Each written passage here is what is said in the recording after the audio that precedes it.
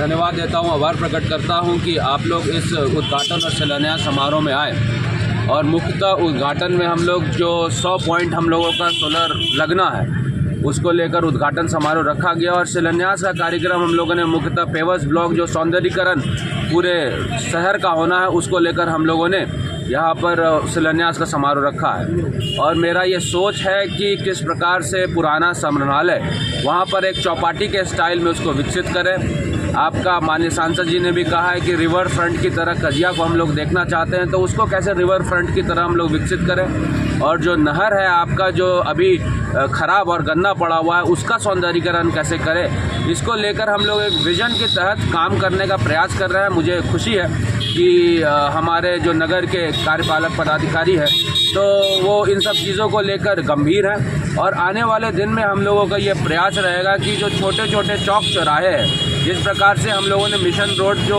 PWD से बनाया है उसका सौंदर्यीकरण कैसे हो, और साथ साथ कारगिल चौक हो या फिर यहाँ पर अगर BR अम्बेडकर जी की प्रतिमा लगनी है उसको लेकर कैसे सौंदर्यीकरण हो, इनको लेकर हम लोग प्रयास करेंगे कि आने वाले समय में सरकार के द्वारा फंड उपलब्ध कराएं और नगर को एक अच्छा सा स्वरूप दे। इसको लेकर मुझे लगता है कि नगर विकास विभाग की संलिप्तता हो, इसमें भागीदारी हो, ऐसा मैं आशा करता हूं। और उनके ही प्रयास से मुझे लगता है कि एक ईमानदार प्रयास होगा तो इन सब चीज़ों को हम लोग फलीभूत कर पाएंगे।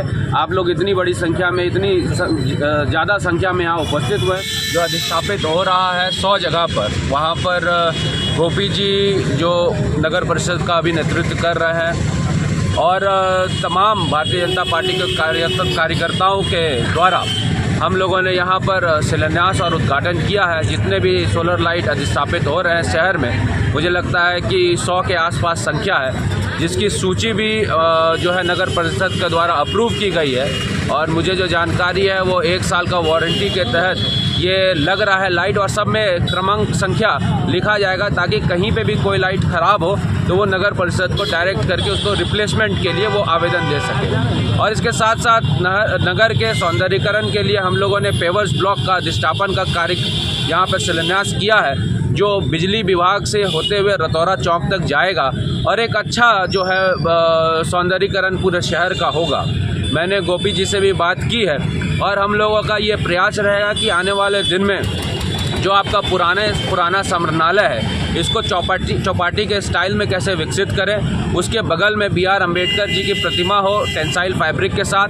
मैंने 2 जगह यहाँ पर टोटो स्टैंड भी दिया है, जो एक रतौरा में और एक बस स्टैंड के पास, जहाँ पर अच्छा और सिस्टमेटिक तरीके से पार्किंग की व्यवस्था होगी। हम लोगों ने नगर विकास विभाग से भी बात किया है कि अगर आपको ऐसा लगता है कि कहीं और भी उस स्टाइल में पार्किंग की व्यवस्था की सुनिश्चित हो सके तो हम लोग उसके लिए भी प्रयास करेंगे कि वहाँ पर भी हम लोग फंड लाए। और हम लोग एक विज़न की तरह काम करेंगे और विज़न के तहत मुझे लगता है कि सबसे पहले जो नहर है उसका सौंदर्यीकरण होना चाहिए। सांसद जी ने भी कहा है कि कजिया रिवर फ्रंट का सौंदर्यीकरण होना चाहिए और जितने भी छोटे छोटे जो चौक है उसका सौंदर्यीकरण होना चाहिए। और जब लोग गोड्डा में घुसे तो उसको लगना चाहिए गोड्डा विद ए डिफरेंस। इसको लेकर हम लोगों का प्रयास है।